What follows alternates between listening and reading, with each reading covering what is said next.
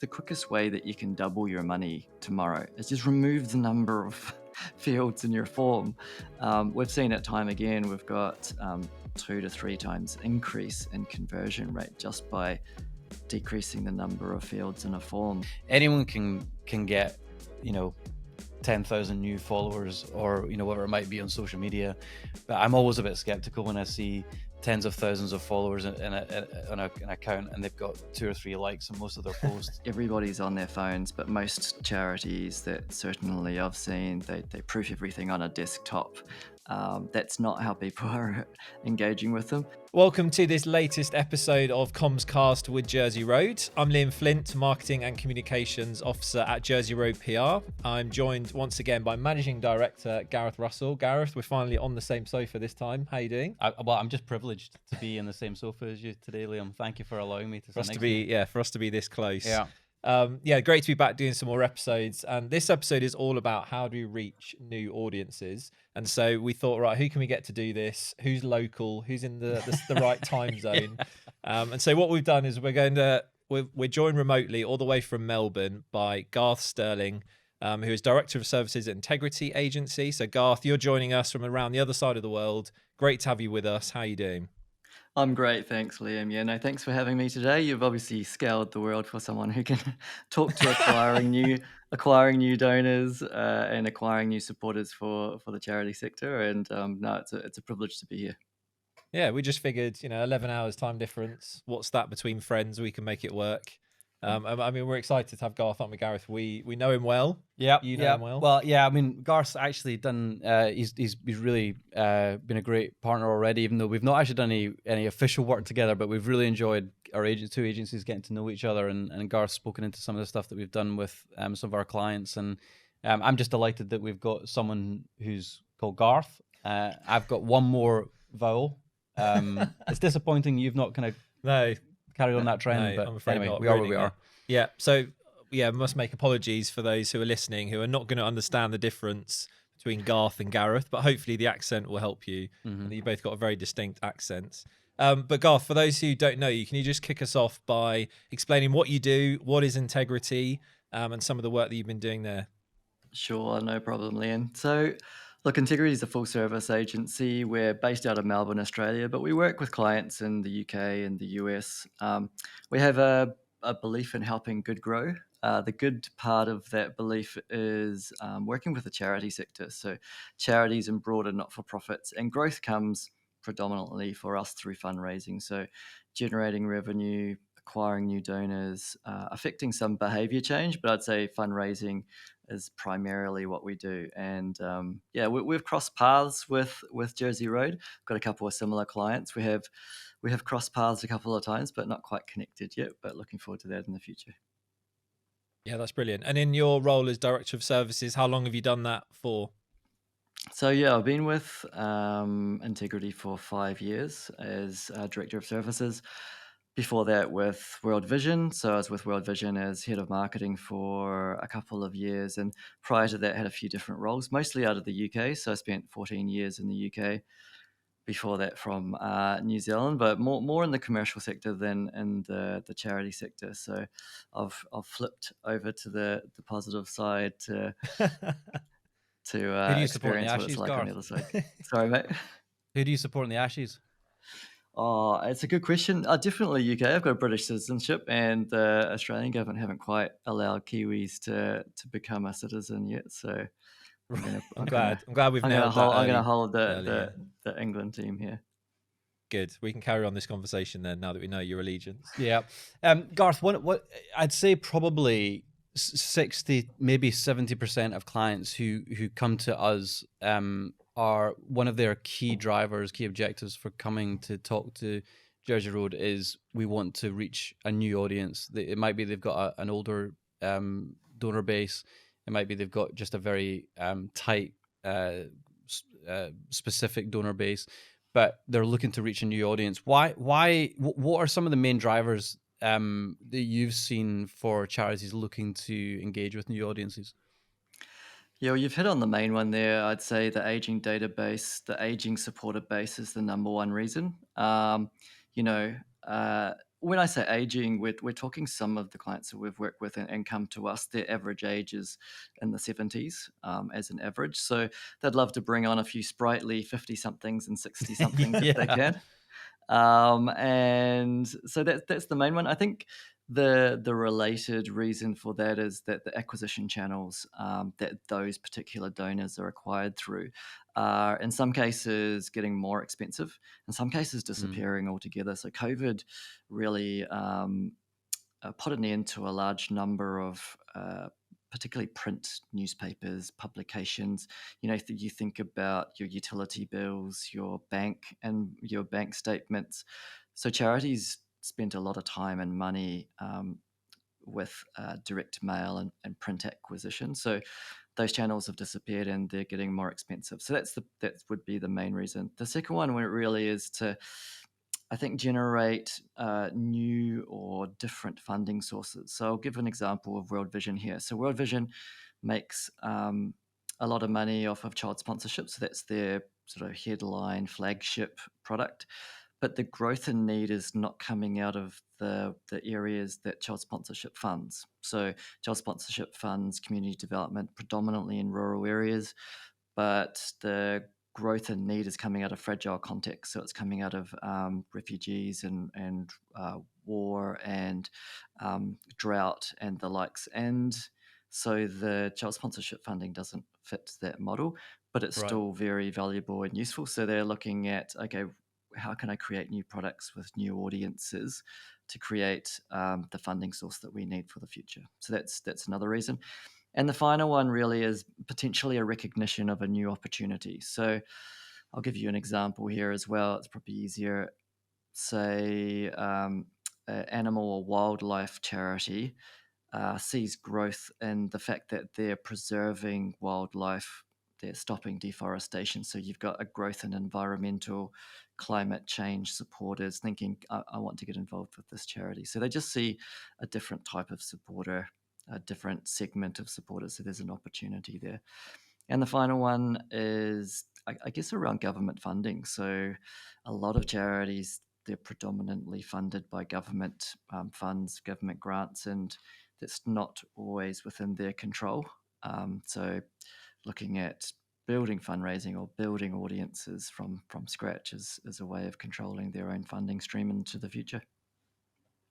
Yeah, Garth, I think that's a great point you make about, just for everyone to be aware, when we talk about charities reaching new audiences, and then you go to that younger bracket, I think most of us would immediately think, okay, 20, 30, 35-year-olds.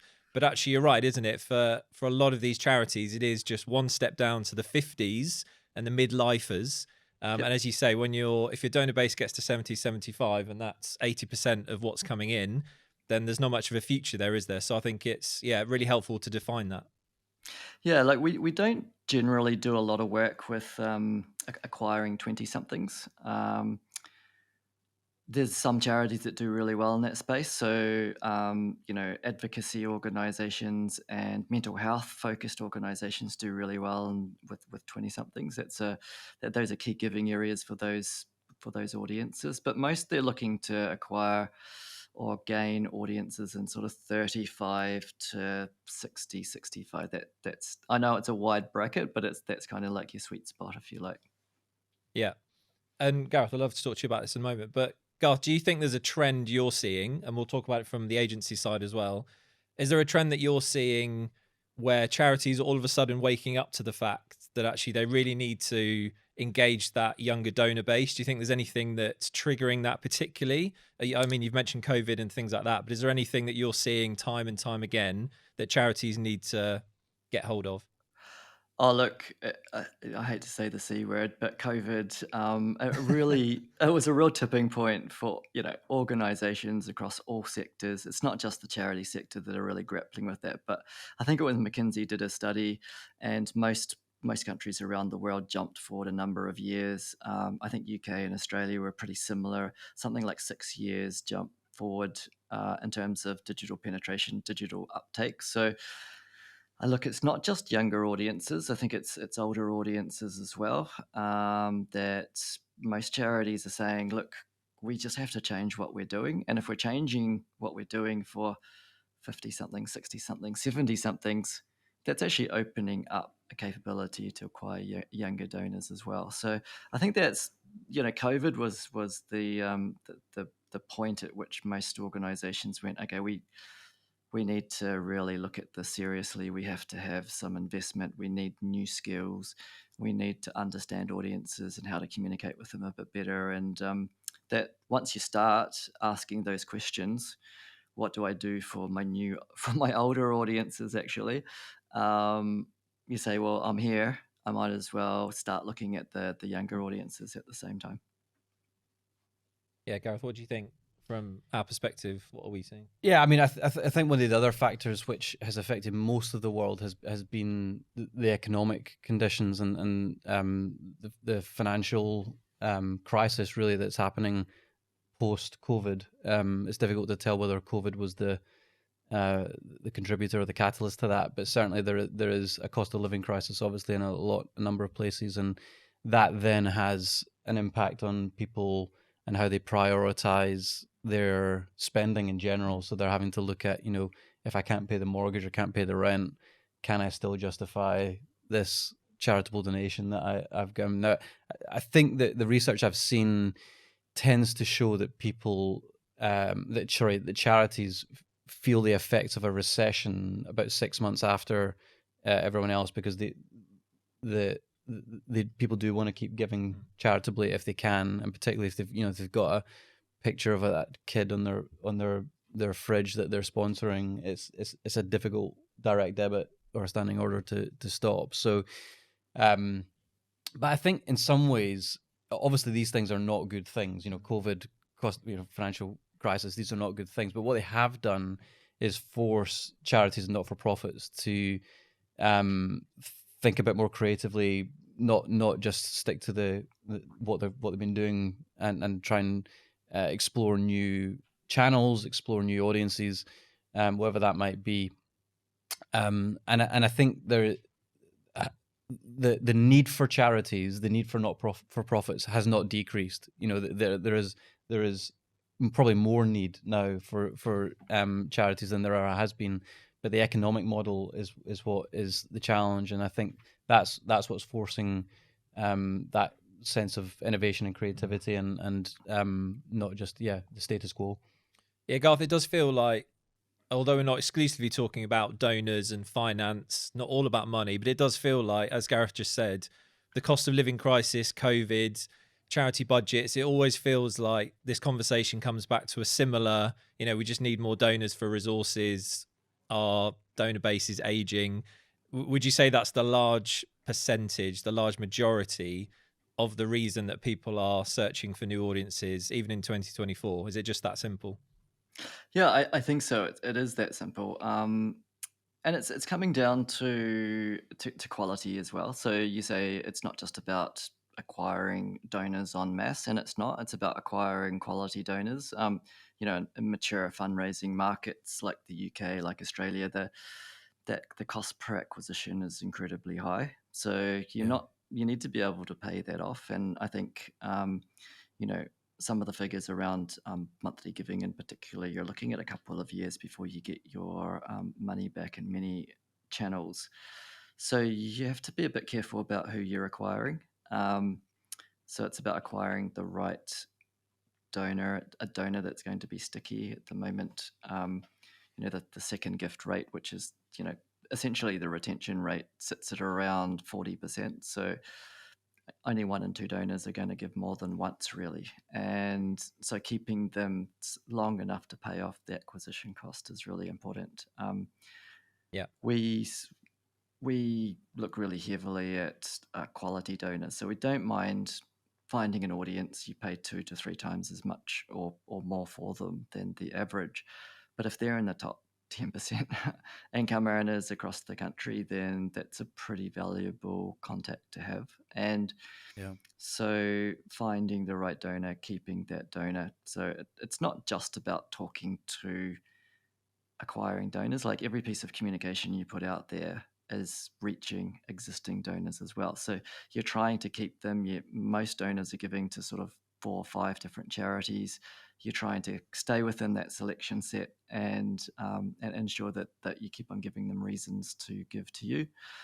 And then finally, that key metric that every charity or not-for-profit should be looking at is long-term value. So how do you measure the lifetime value of a donor or specific donors? Because you can acquire en masse reasonably easily. There's a few different ways that you can do that, but in mature markets, that's quite expensive, and it doesn't always give you a return on investment. Yeah. I mean, Gareth, we have a lot of people, don't we, client-wise, who are looking for those quality donors, and it feels like there's definitely a movement towards we need to reach a new audience. How can Jersey Road help us to do that? Just give us some of the ways that, in terms of our strategy, that we're deliberately trying to help people to understand how to reach new audiences, but also, as Garth just said there, that quality audience that are really going to take them to the next level. Yeah, I mean, I think it's important to say that it's not always donors. So this is sometimes advocates, it's sometimes supporters that are not necessarily giving financially. Sometimes it's just people who are signing a petition or getting involved in a particular campaign.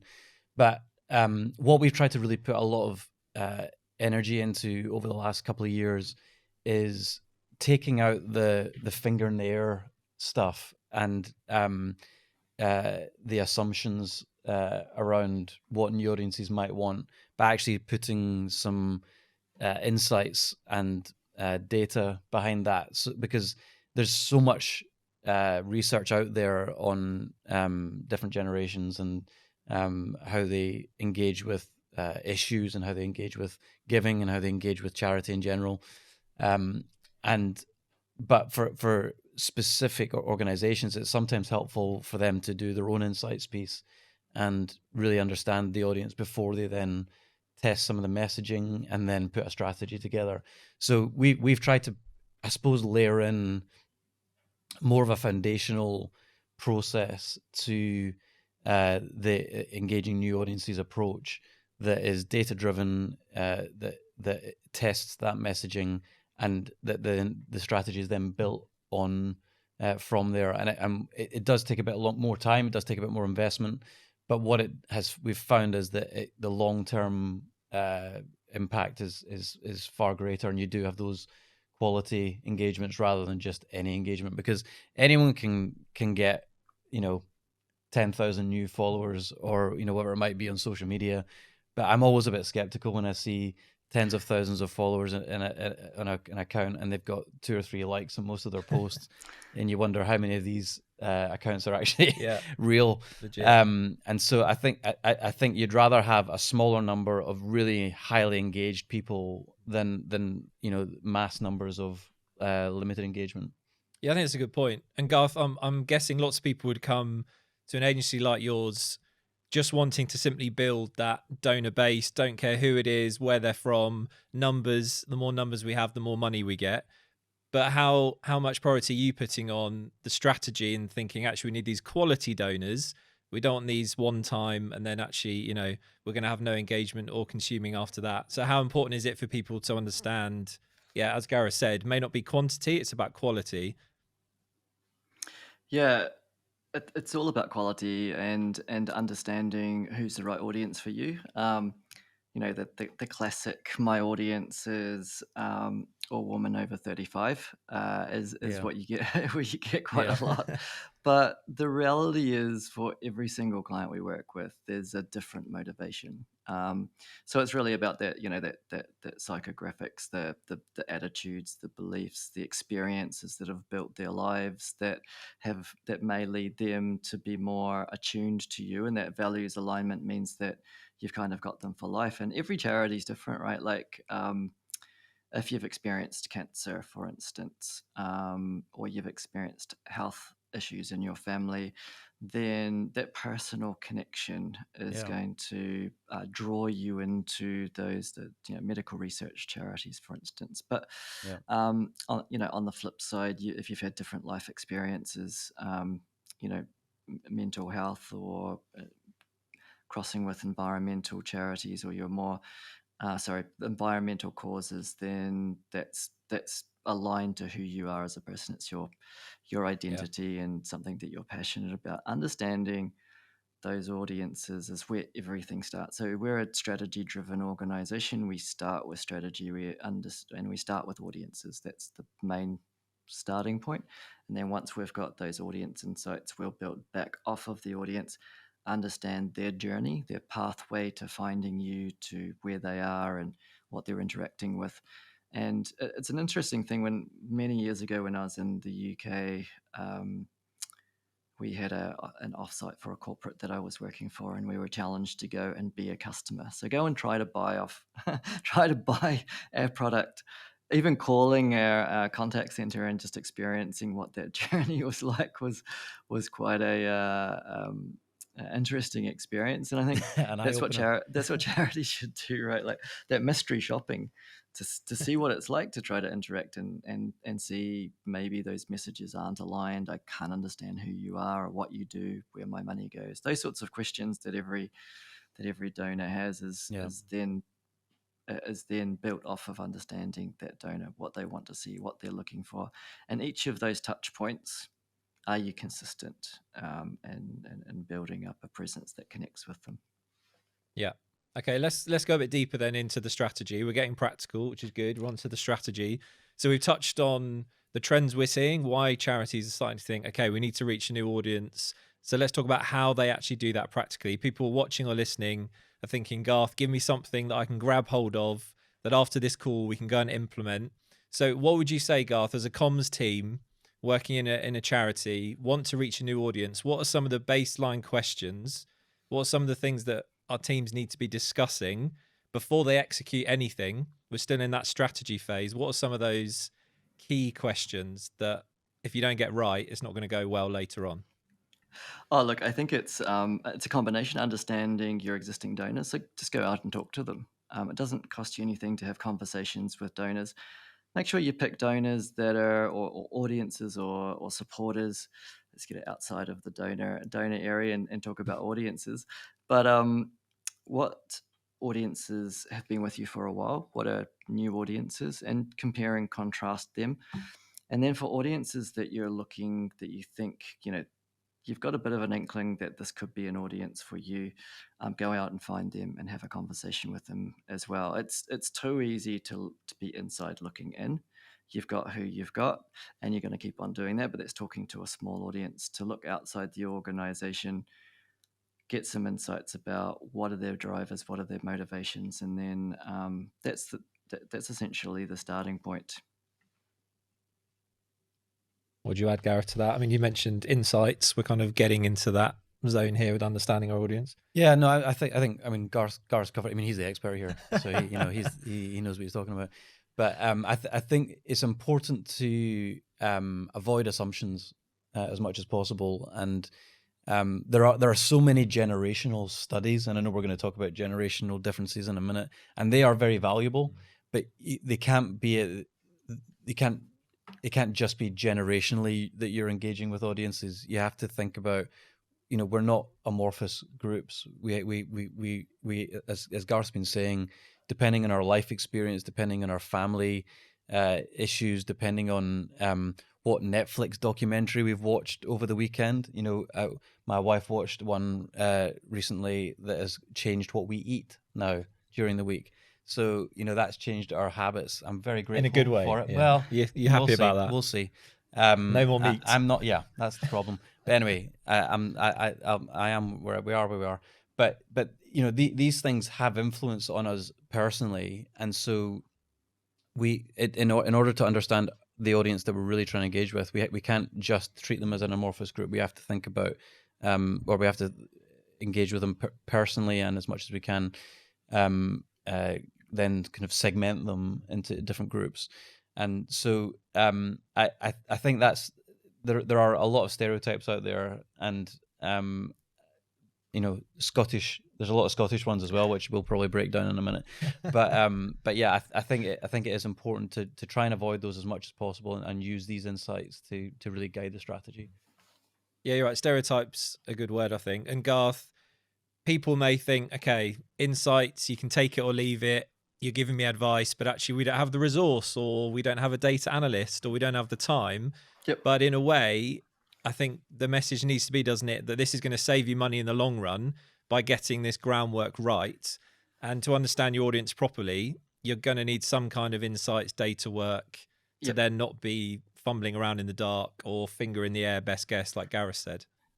Oh, look, it's go slow to go fast is the old motto, right? But data these days is incredibly powerful. So you can take audiences or a segment of your audience. You can then use that audience, upload that into an advertising platform like Google or Facebook or Meta, I should say, and then use that as a 0.5% or 1% lookalike group. So you're looking for people that are exactly like this particular group of donors that you're quite passionate about acquiring more of. So you're using your data to work really hard. And Meta and Google, they've got a pretty powerful machine learning in the background, so they're out there finding the signals, finding the audiences that look a lot like the ones that you've already got. So being able to capture data, to analyze that data, and then use it to best effect is really efficient.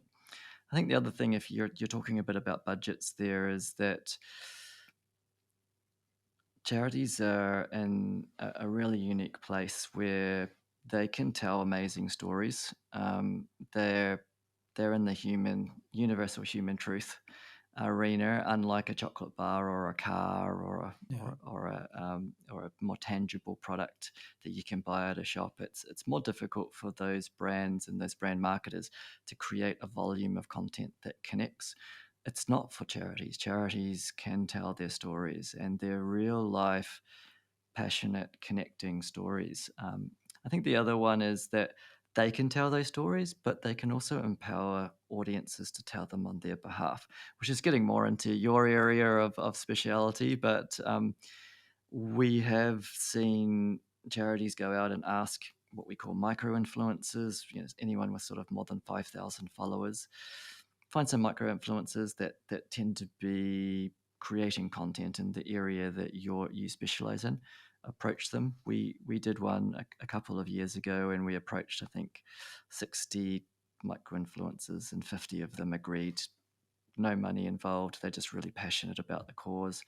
You give them some information, bring them closer to your organization, and they become your your megaphone. Really, you're not paying for them. They're doing it out of the goodness of their heart. They're connected to your cause, and that's incredibly powerful. Of course, Yeah. you want to be doing that yourself, but finding others within, you can guarantee every charity has a really wide network of influence, and the people that come into contact with them will know people. So there's a number of ways that charities can be part of the conversation, create content, and then empower their networks to speak on their behalf. That can deliver great results.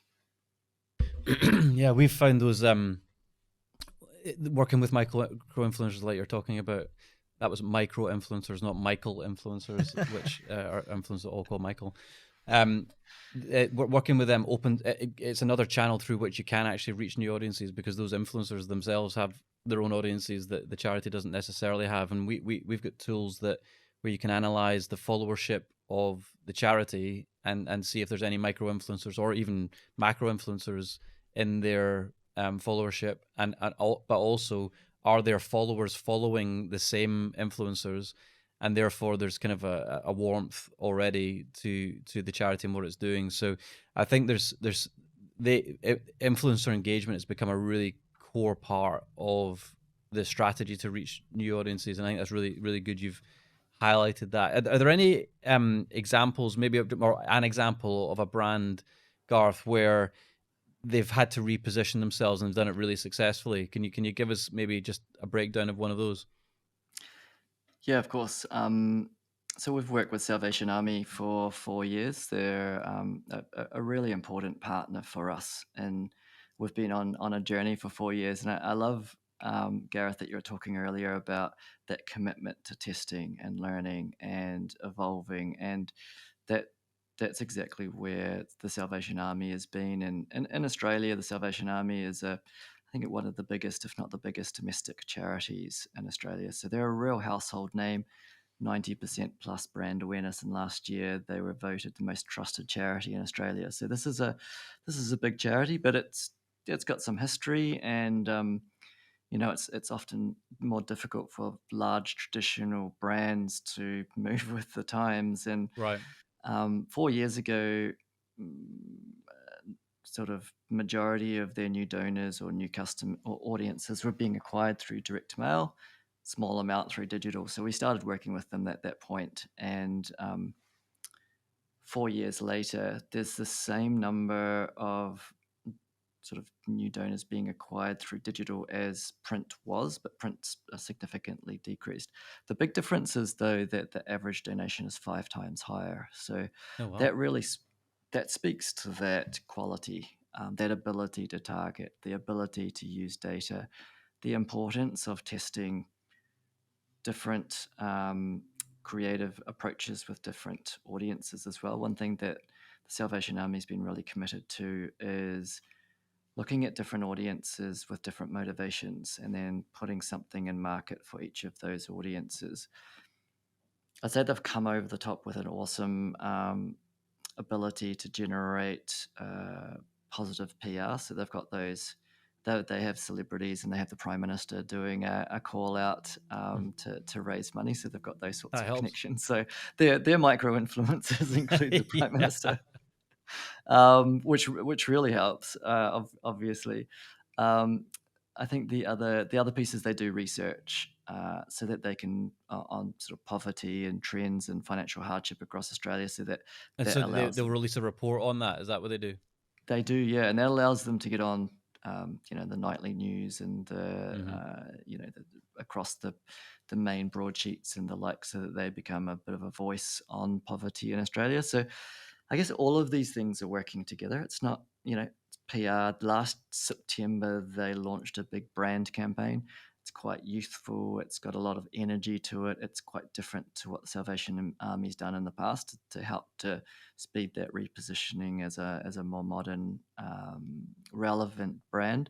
And then last Christmas was one of their biggest, if not their biggest, Christmas result from a fundraising point of view. And certainly looking at the results, the number of new and younger donors acquired was significant. So, I think sometimes people can think of advocacy and brand and PR and fundraising all being in sort of different houses, but when they all come together, Yeah. it's incredibly powerful. Yeah, that's right. We've been placing a lot of emphasis on that integration between the internal channels, and we're, as a PR agency or a comms agency, we're not a fundraising agency, but it's really important that fundraising, PR, marketing, influencer, and social are all talking to one another, and DM if they're doing DM as well, but that they're all talking to one another, and they're all singing from the same hymn sheet, and deliberately talking to the same audience, because this is well known. But when I was doing a marketing degree in the 1700s, I it was 7 impressions that you needed at that point in order to go from no knowledge to an Yeah. engagement decision. I think it's 12 you need now, because of the numbers of messages that are out there. And I think most organizations have those 12 impressions, but they communicate something different through each of them, or they're inconsistent, or there's a lack of clarity. And so when there is that integration between the channels, that's where you see the impact that you're talking about.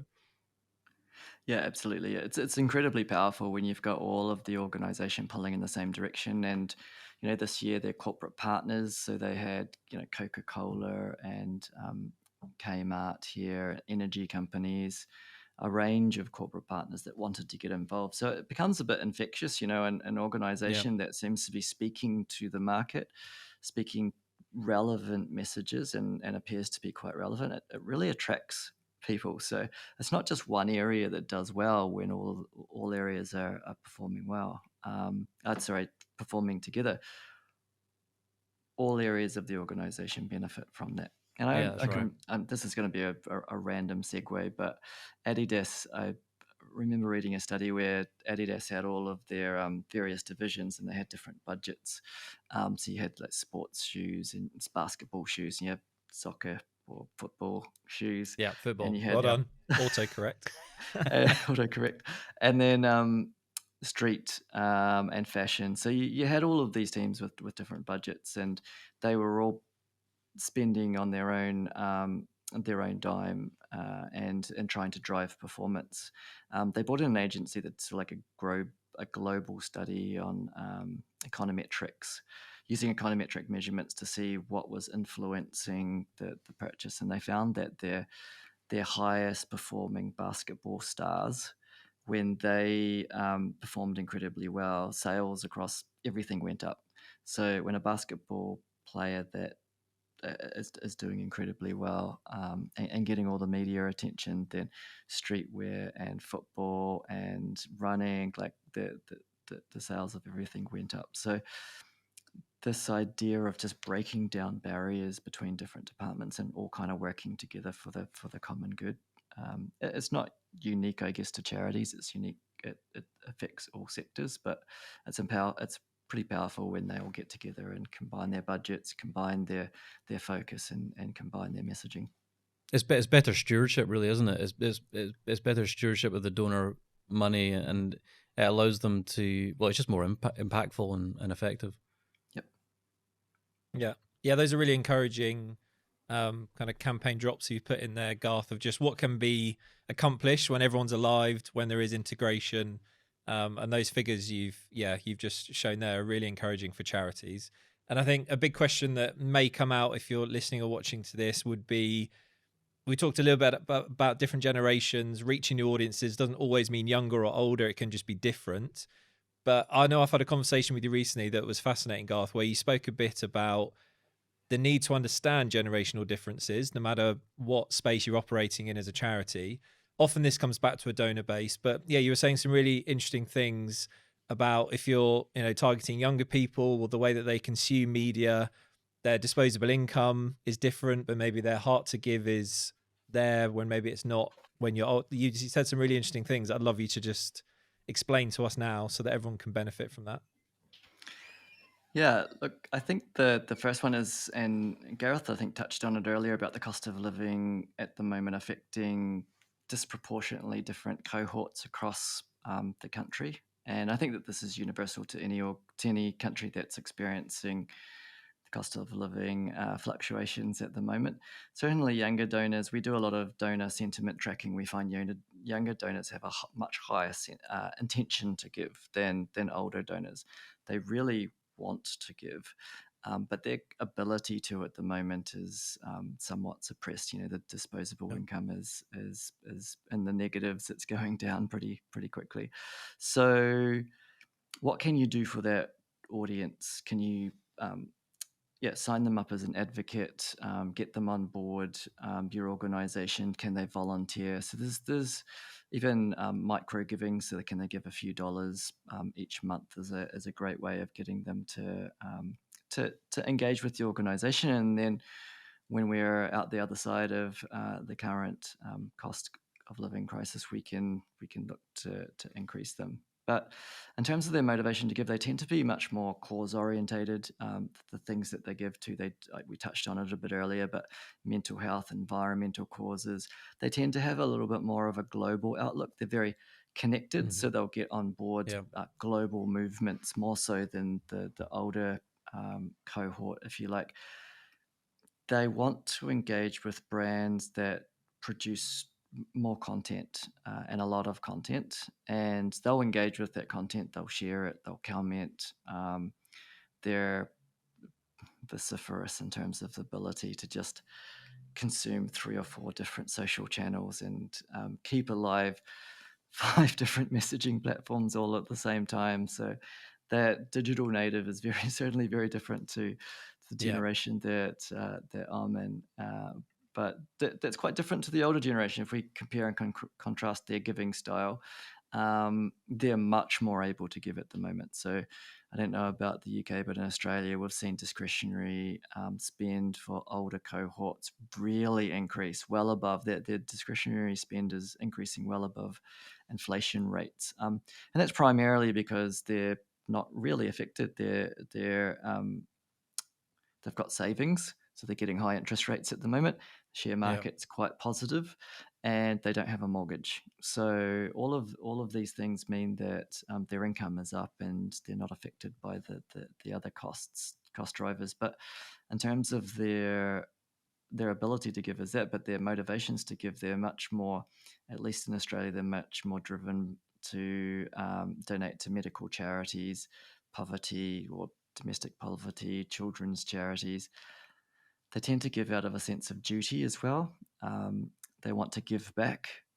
There's a duty to give back, and also tend to have a lot higher trust. Younger donors, they want to see what you're doing with the money. They really want to understand the organization. They want to understand where the organization stands on social issues, and they'll go looking for those things. And if you're hiding it or not talking about it, that won't be. They'll expect the worst sometimes. Older donors won't. They won't go looking for things. They kind of trust that they're giving the money and you know what you're doing with it. So quite different in terms of the motivations, the information that they're looking for, and the causes that they're giving to.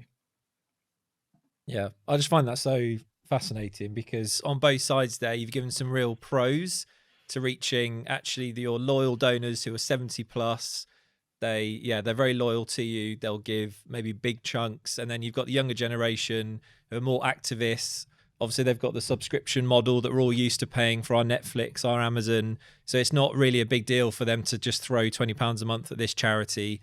Whereas I think, that older donor base, they're much more, they give in lumps, a bit more infrequently. So I think you could say obstacles with both of those groups, but also massive opportunities. And I think, Gareth, with the younger generation, cause driven, as Garth just said, there's so much opportunity for charities. If you tell your stories well and you're advocating, you're doing things socially, you can really ignite the passion in young people to actually put their money where their mouth is. Yeah, I think there's two things here. One is that it has to be a long-term game, and you have to be transparent and be authentic, but take those younger donors on a journey. But at the same time, the second thing I would say is not to assume that because they're young they don't have money. There was an event that happened in January 2024 where there was tens of thousands of young people, 18 to 22-year-olds, who all went to this event, and the ask was for Bible translations. So that feels like that's an issue that is not going to connect with younger people. The means through which they gave was text only, so they or more mobile only. So they gave only a text only as a wee bit dinosaur. That's probably what people did. Clearly not in that age bracket. So I'm not the target audience here, but they gave through their mobile only. In I think it was 3 days, they raised $2.2 million.